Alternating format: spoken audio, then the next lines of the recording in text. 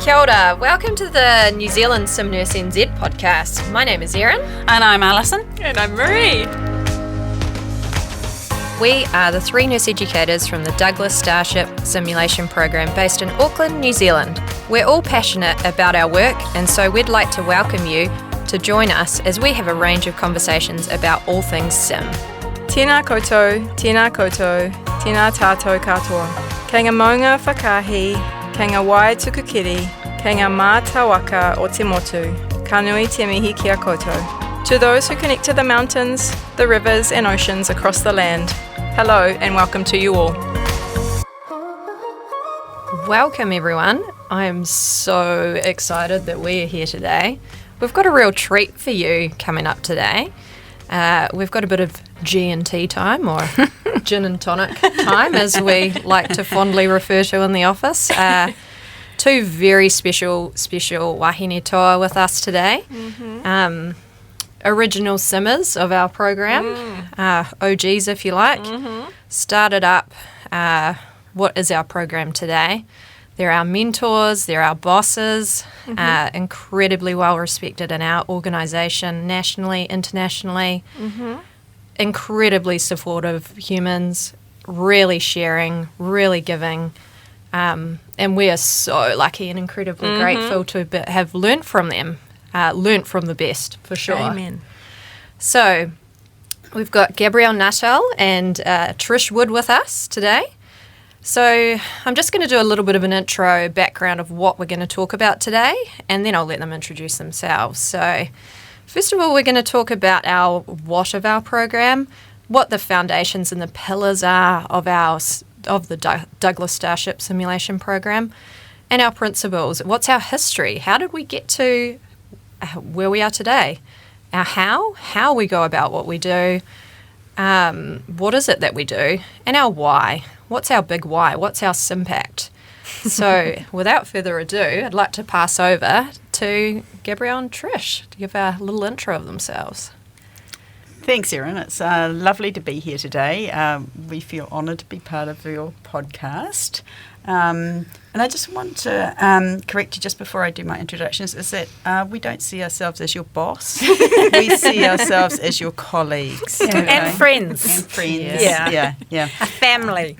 So my name's Trish Wood, and I have been a nurse for many years, and I have been involved in simulation since the late noughties, probably in 2007, 2009 we did our first formal introduction to simulation, and we've just grown from there. So it's something that we're very passionate about. I've also got a strong nursing background in paediatric emergency, but I've also done plenty of time out in the community in general practice and pretty much just around Auckland. But yeah, I sort of feel that my years of experience add to the depth and knowledge that I can contribute to simulation and and the things that we do.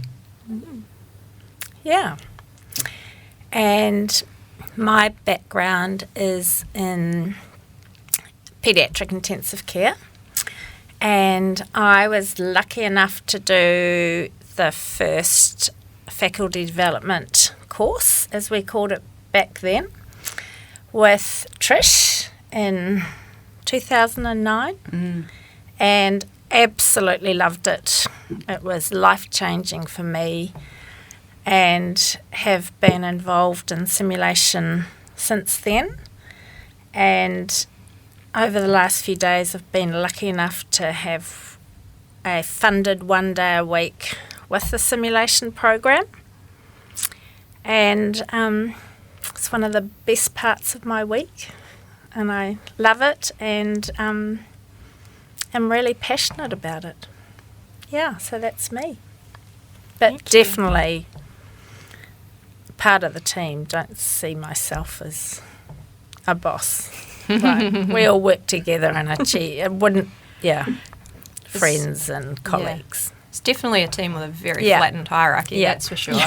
Incredibly psychologically safe environment. Very small office space, but very tight and very psychologically safe. But we wouldn't get anything done without that Right. teamwork structure. Yeah. So And the yes and rather than the no but attitude Yeah. that we bring to our jobs, So true. Absolutely. So myself and Maria are in the studio today, but we've also got Alison kindly is on Zoom today. So Hello. welcome, Ellie. I'm working from home today. Yeah, working from home because there's literally not enough space for all of us in the studio. So Ellie will be joining us from Zoom. So thank you, Ellie. We're going to start off talking about our sim pillars, or sort of all about our what, if you like. So Trish, can you tell us about the Douglas Starship Simulation Programme? How did it all begin? What was it like at the start? And what's the journey been to now? Sure, Erin. I think simulation started in our hospital in many different areas. It was very informal. Your experience was variable depending, who you connected with to deliver or receive education that was simulation based, and we felt that this disparity needed sorting out, and we needed to standardise what it was that we were doing, and we got a group of people together, multidisciplinary team of people together, and we had formed a committee of interested simulation educators. There was medical, there was somebody from the Clinical Skills Centre who had a technician background, nursing, and from various areas around the hospital, from the PICU, from the OR, anaesthesia and emergency. And together we all agreed that we needed to standardise the program considerably and make it safe and make it consistent and somehow make it sustainable. And it's taken a long time to achieve that. So we've grown from a committee to then having a program that we ran, and probably in 2011 we had some FTE to do that. So we started with no FTE. Everybody just did that in their non-clinical time in their own hours, and they would come together because they were so passionate about it. I was fortunate at being in the nurse educator role that I did have later on, that I did have some non-clinical time that I could attribute to that, because prior to that, like the others, I was doing that after work or before work or days off and things like that. So that just shows the passion that we have to grow this program and get it right for our hospital and for our teams. And when we started, we had this real focus on training our healthcare providers. And that was a nice way to start, but it's become so much more than that. When we developed our program, we changed from our committee to our program. We had myself, I had 2.5 days a week, and then we had later on we had a technician that would join us, and he would come to have some FTE as well. And so the program grew and the FTE allocations grew as we did that, and we diversified from training the trainer to delivering simulation in situ across the hospital. And then in the probably 2016 we were very fortunate, to start, we'd had a lot of support from the Starship Foundation, who have been so generous in supporting us with what we do. And without them, we wouldn't have the simulators that we have, and we wouldn't have the people that we have or the program that we have today. And they've been our constant backer from the get-go, really. They're just phenomenal, and they're very excited about the things that we do. And the focus that we have is about improving care for the children and the families that we encounter. Kia ora. And so then we got some significant funding from a charitable trust in 2016, 2018, from the Douglas Charitable Trust. And once we had that funding in place, it meant that we could then guarantee some sustainability.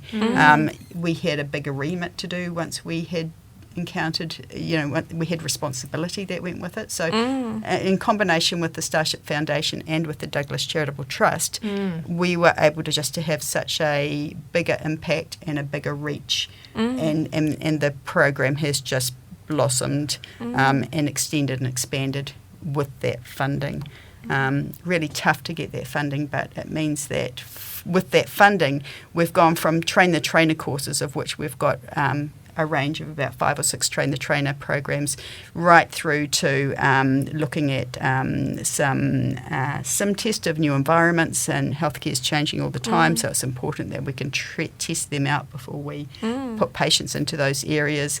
We've expanded into stuff that healthcare professionals might need, like XR, AR, VR, those sorts of augmented and virtual reality areas we've dabbled in.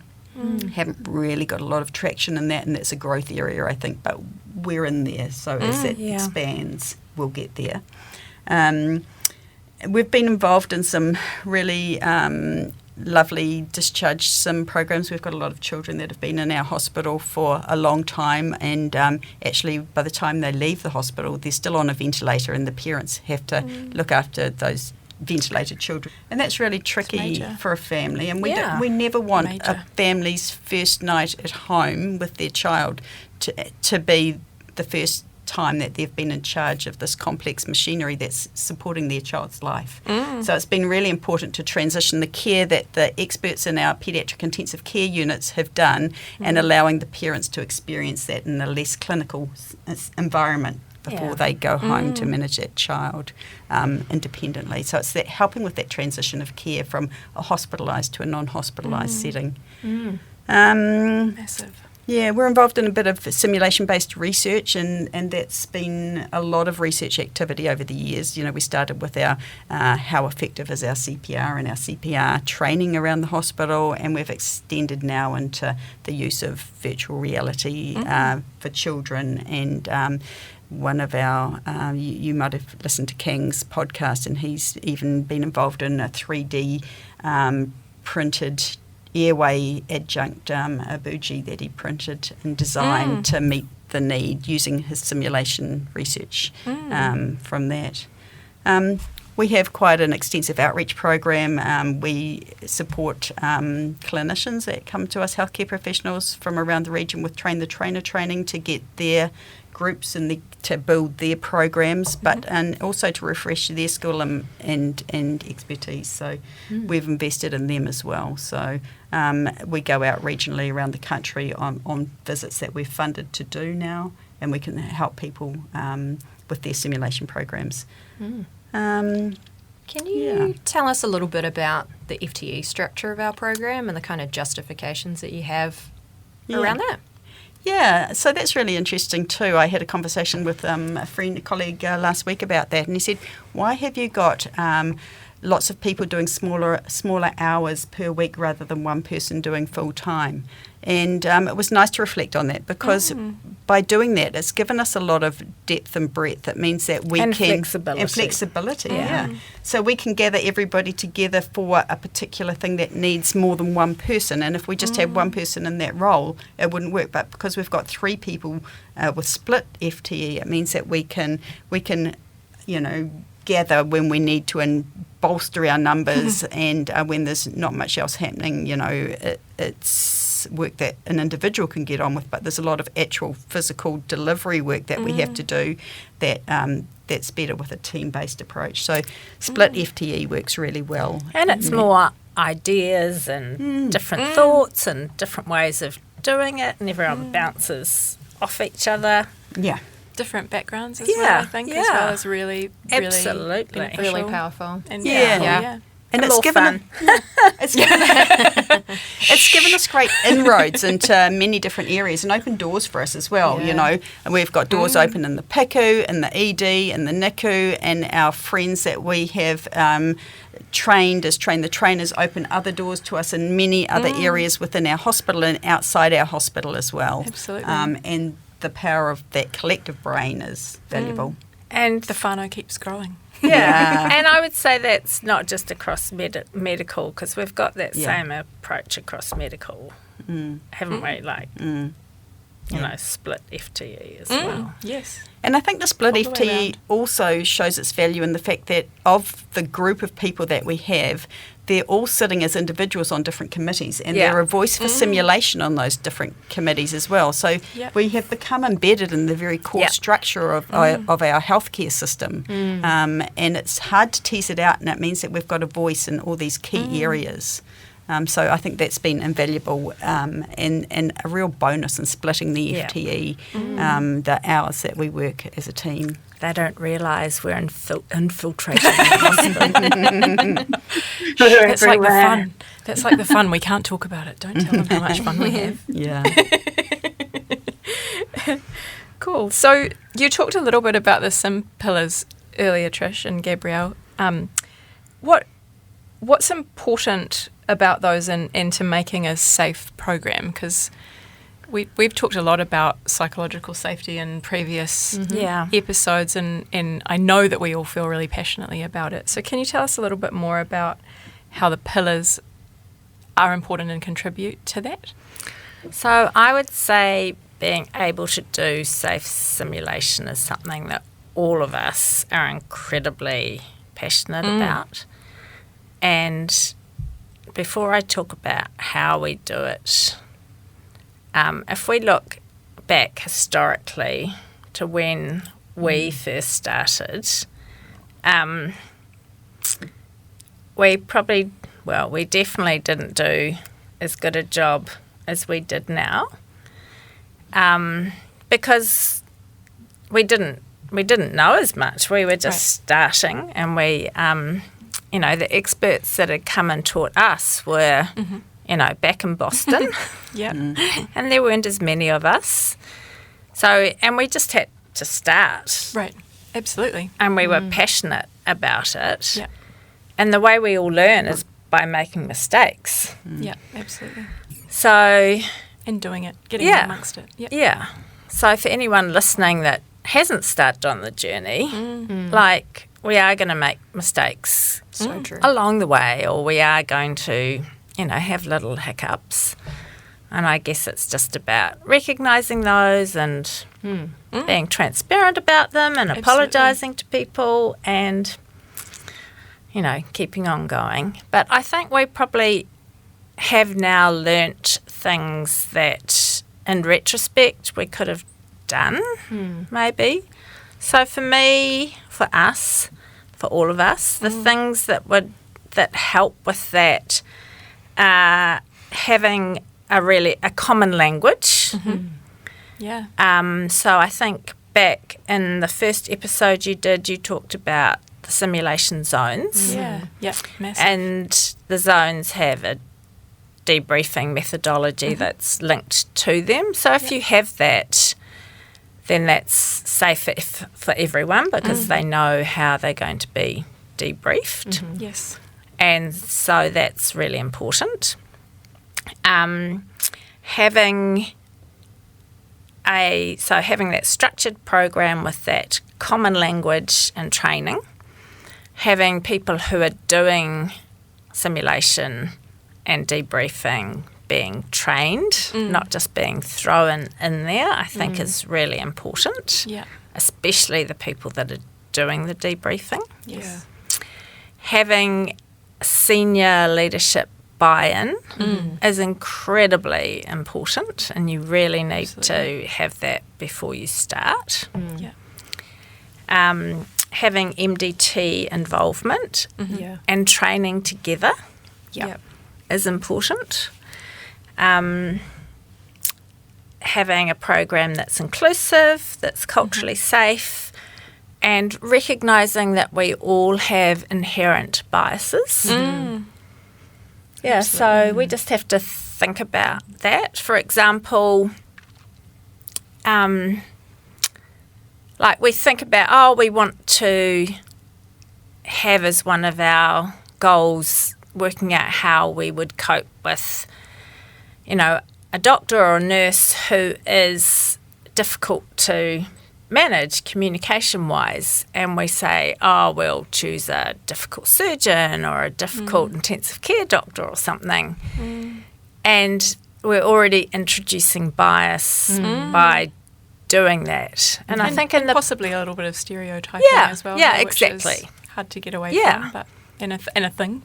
Absolutely. And in the past, we would have done that and not even thought about it. Yeah. So, just those kind of things that we're now more aware of, I think, make it safer. partnering with some leads in all different areas, making sure they know what's happening and kept up to date and including them. Yeah. Having that technology support has been really, really key, and we are incredibly lucky with that, and we recognise that not everybody Yes. is as lucky as us. But it's amazing how much you can do with not as much. Yes. Absolutely.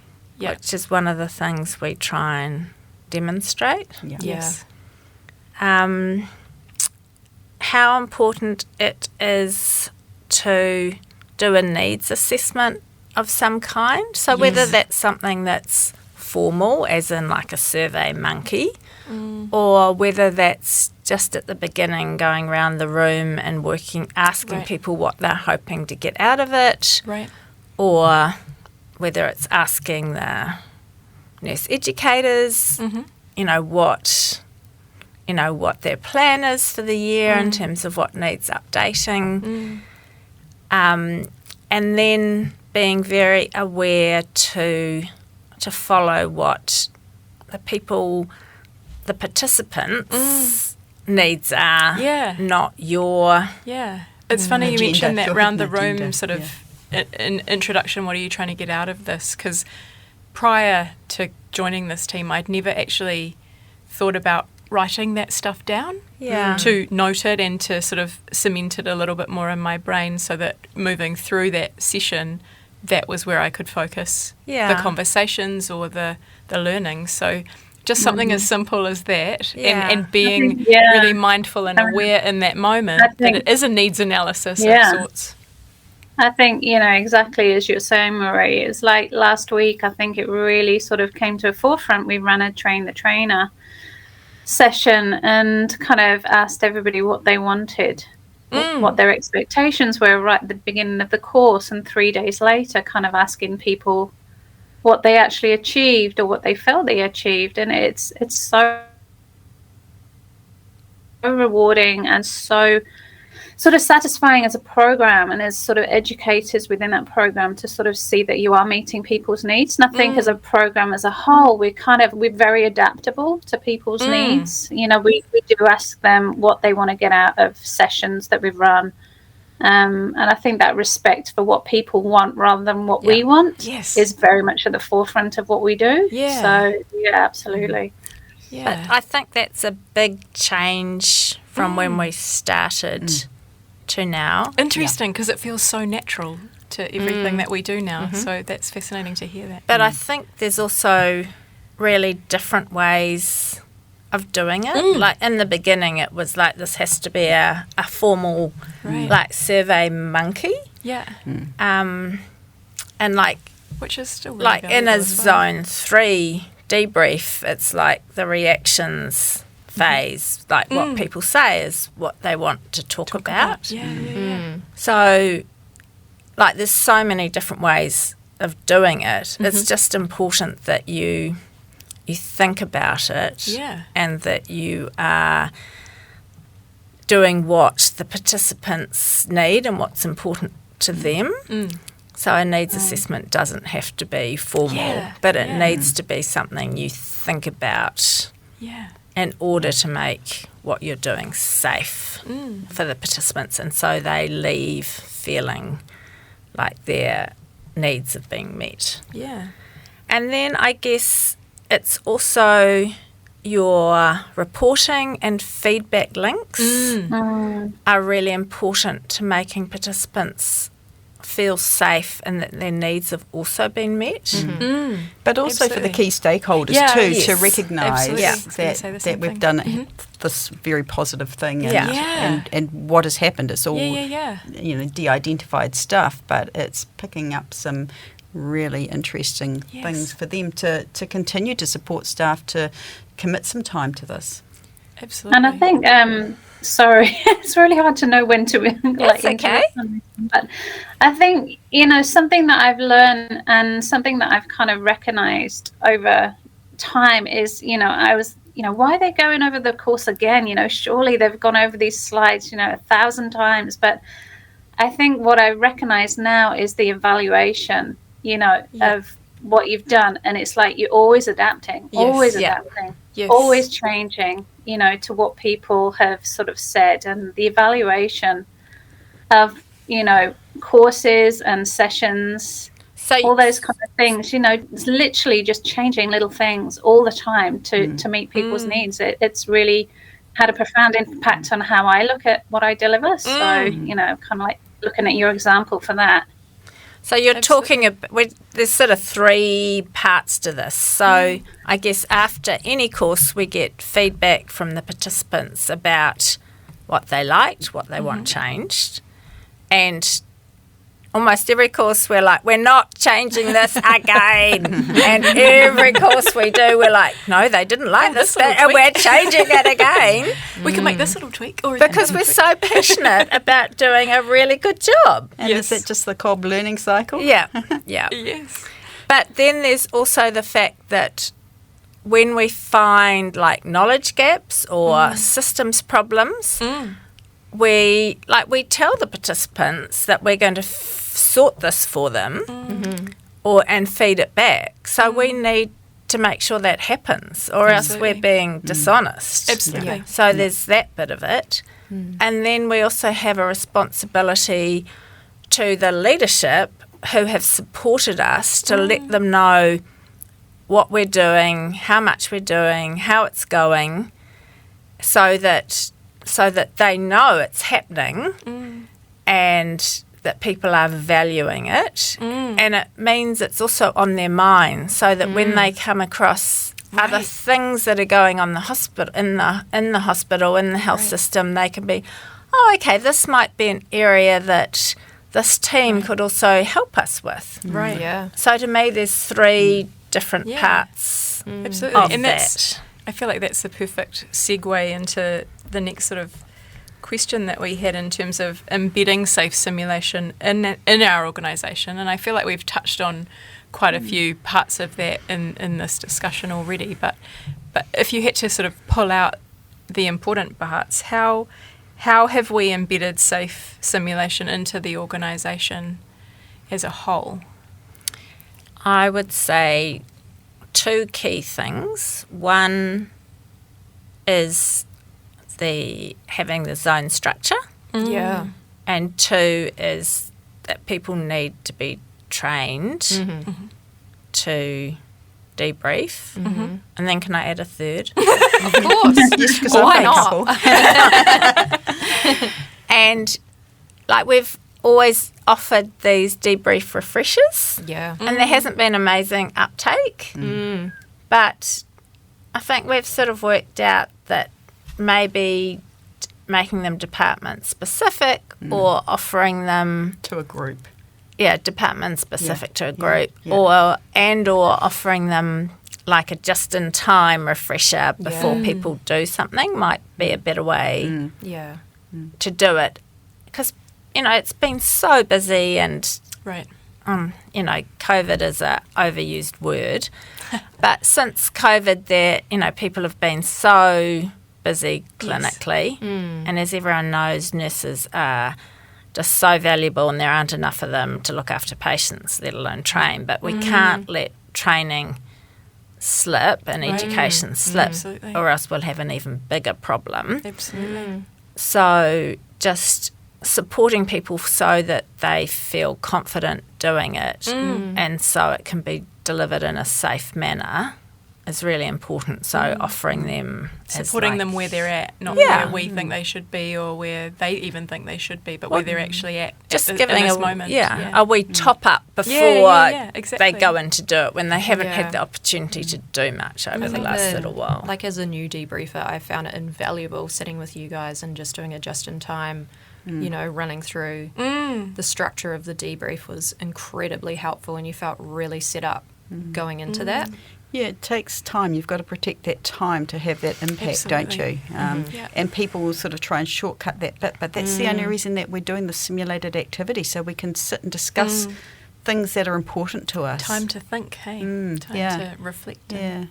So adding on to what you've said, Gabrielle, about the impact of sim, I think we've also got to be really mindful of the fact that when we're simulating at Starship, and in a lot of areas, I think a lot of other listeners will find the same thing, is that you've got to be psychologically safe for others in the environment as well. So if we were simulating in a 4-bedded room, we might spend some time and say to the other families in this area, look, this is simulated clinical activity. It's not a real patient, and the curtains are not soundproof. So, whatever you hear is in confidence, but these people are in protected time, so we're not taking time away from your child's needs. And also, when we're in the emergency department and in many areas around the hospital, we have a little sign that we pop up that says simulated clinical activity in progress, practicing delivering expert care or something like that. And that flags to people that as they're walking through, like ambulance cases and parents that are coming through, they'll be like gasping, and it's like, oh, what can I see happening there? That doesn't look right. And it's just flagging that the fact that we are trying to improve the care that we give and how we give it. So and they love it. It makes them actually feel safer. They're like, oh, you do actually practice this? That's awesome. And then another impact is the impact now that the younger audience have with connecting and seeing outcomes and seeing activity and that sort of thing. And that's something that you guys do beautifully. Like when I started my nursing podcast, weren't even a thing. But social media is such a big, it's a big utility now, and you're tweeting and you're podcasting and you're putting all this information out, and we have WhatsApp groups that are just amazing, and we're presenting at conferences and things both nationally and internationally, and being part of our networks and being visible in our networks. So, taking on some of those executive roles or board positions on our local simulation networks and international simulation networks just better connect us, and we've got a voice now nationally and internationally because of that, and we're recognised. So I think that's a huge impact and outcome from the work that we do. Yeah, absolutely. It always amazes me how well respected. I mean, it's not amazing that you're well respected, Trish. That kind of came out wrong. But when I kind of go on the education committee, and we've got this like little country kind of like stuck in the the South Pacific, and yet these North American and Canadian kind of like all these they have such respect for our program, and a lot of that is because of what you and Gabrielle have kind of done. Yes. And I think we've got so much to kind of thank you guys for putting us on that kind of world stage and making Starship Simulation an actual a respected voice within the simulation world. I think it's got a lot to do with you guys and how you've pushed the program and the respect that you guys have sort of got within that community. So it's kind of helped us to branch out into that and to have the confidence to start getting onto those communities. And we've had great role modelling as well. Dr. Mike Shepherd, who was leading this program for many years.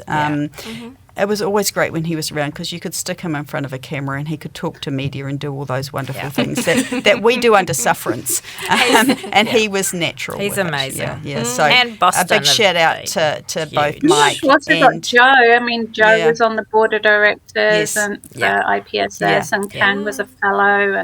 And Mike's been chair, and I've been executive director, and I've been involved in the New Zealand one as well. And even, Dinesh Akuma, our simulation technician, has been active on the board of the New Zealand Simulation Society for a long time, and connects us all in. And he was a SimGhost champion as well, wasn't he? Yeah. So we've got an amazing team, and I think it's been great to let people, explore this more and create their own journey and build their networks. And I encourage you listeners to all build your networks and to be engaged and be present in these simulation groups. And and enjoy it most of all. Yeah, absolutely. And again, another great segue into how we do that as in terms of our team, in terms of outreach, because we are now funded to go around the country and reach out to all of the listeners if you need any help. Can you tell us a little more about outreach and how that works, or how we kind of So envisage that to initially go forward? outreach we did purely as a Zone 3 program. And then we're sort of segueing more into doing a bit more Zone 2. And really just open to what other centres need. Yeah. Again, with COVID, things have been Made it a very little difficult. bit different. Yes. It's been a bit hard to get on a plane and travel out of Auckland. Absolutely. But really we're open to doing what people need. And we've been all sorts of places and developed relationships with all sorts of centres. Yeah.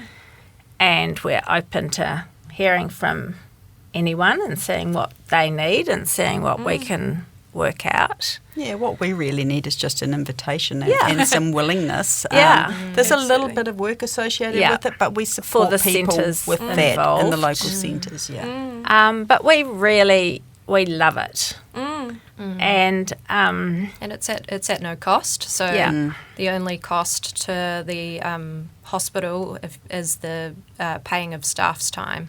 yeah. And as Not Trish us. Their says- staff, not our staff. Not us. Yeah, so they get staff to come in their educational or their non-clinical time. Yeah. And it's all As Trish Happy says, days. there is a bit of work on their part in terms of organising Organising the things. humans. Yeah. And, Mostly, Yeah. and we do need a bit of forward warning yeah. to work out times and things. But whether it's Zone 3 or interdepartmental or whether they want us to run an introduction to some workshop and then do some Zone 2 for them.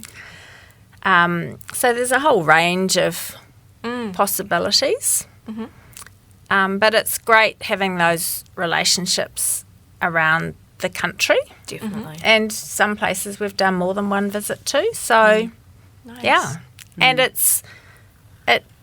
there's a sort of, it spills over into my other job because then when you know people around the country and you get to talk to them, like that's pretty special. Then they ring you Absolutely. about Yeah. a patient somewhere. So, yeah, other benefits as And well. even internally, I mean, Jo tells that story where she came rushing down to the ED when they put out a Yes. neonatal call, and it was this Yes. extremely prem baby who was pretty fragile and pretty sick, and she got down to the emergency department because she was the neonatologist that would be Yes. taking the care of this child, and she looked around the room and she saw people that she'd met in Sim, Yes. and she took a big deep breath and thought, everything's going to be okay. You Yeah. know, as a team, Yeah. we can function really well together and support this massive. child. Yeah. And it was a very positive experience for everybody Yeah. involved. So it yeah. does change. It does spill into real life. how Absolutely. you interact with people when you've worked with them in a team of any kind and when you Absolutely. know them. Yeah.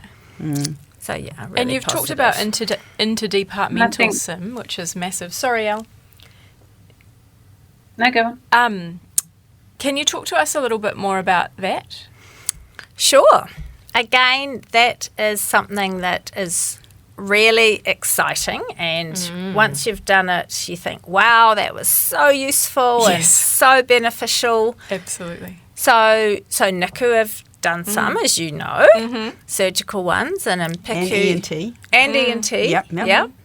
And PICU, we do ECMO ones, and we've done some in the cath lab as well. And every time we do them, we're like, oh, we need to do more of these. Yeah. And then you start to plan one, and you're like, this is why we don't do them that often. Yeah. It takes a good 6 Yes. months or more of planning to Yeah. get one of those Massive. up and running because there's Massive. so many Moving Yeah, parts. yeah. Yeah, because you've, like with the ECMO one, you need cardiac surgeons, perfusionists, you know, surgical nurses, PICU nurses, you know, just so many people that, you know, the organisational side is huge, but the benefits are also huge. Yeah. They're Yeah. massive. Yeah. So Yes. great, but time consuming. Yes. So I think that's kind of leading nicely into what we call our SIMPACT. We've kind of started doing what we call a SIMPACT report, which is kind of just reporting on everything that we do but that kind of leads into, the sort of next questions. And basically, I think you've answered a lot of this. And I could ask this of either one of you. See what I did there. But, Trish, I'll start. Why is it that we do this? What impact does all of this have that we do? And I think you have answered some of that, but I think the very heart of what the reason of our why is because we want to do the best we can by the children and families that we encounter in our service. And for a long part of my career, it was about getting the job done for myself, and then when I was in a charge nurse position for my department. But if we can do this as an organisation, is to really lift the delivery of care to the children that we and families that we are looking after. I think that's where the money is, and that's the passionate thing that drives me, and that's, I think, for me in a nutshell, what underpins our program is improving the things we do for families. I would say it's also getting the systems in place so that clinicians of any kind, no matter who they are, or healthcare workers of any kind, can concentrate on what they do to keep children and families safe without having to worry about some of the systems things, which in the end is much better for the healthcare workers. Absolutely, which is therefore much better for the system. Yeah. And for the children. Right? And definitely for the children. So it's about keeping the healthcare workers safe as well, because when things don't go well, they feel just terrible. But it's very hard to be concentrating really hard on looking after a patient and also concentrating on some of these other things. And if we can get the systems if you're not set right, up to succeed, it's always going to be upsetting. And that's a better way to put it. Yeah. So for me, it's our about teams that up well. as well. Yeah. Definitely. So that wraps up beautifully, and I'll just finish with my favourite question, which is a plus delta from zone 2. But for both of you, what would you recommend that people do that you have done, and anything that you might have done differently within the program, within setting up? Anything you might have done differently? I think I want to start with a delta. But I'll turn Just it into like a plus. does. I'll turn it into a plus. I think pushing through to deliver a simulation in the early days when everything's stacked against you and you're getting a talk to the hand, stop, we can't do this, and having somebody with you that is senior enough to say, we are doing this and it will... It will be okay. We've got protected time. We can make it work. I think, so having somebody to help you, especially when you're a little bit wobbly getting started, to have somebody that's going to have your back and say, we are going to do this. We can do this. You'll be okay. I think the main thing I would do differently is... Sorry, Ali. I think the thing we did right was we invested in people, not equipment, and we got senior buy-in as a program. I would say they were the two main things we did right.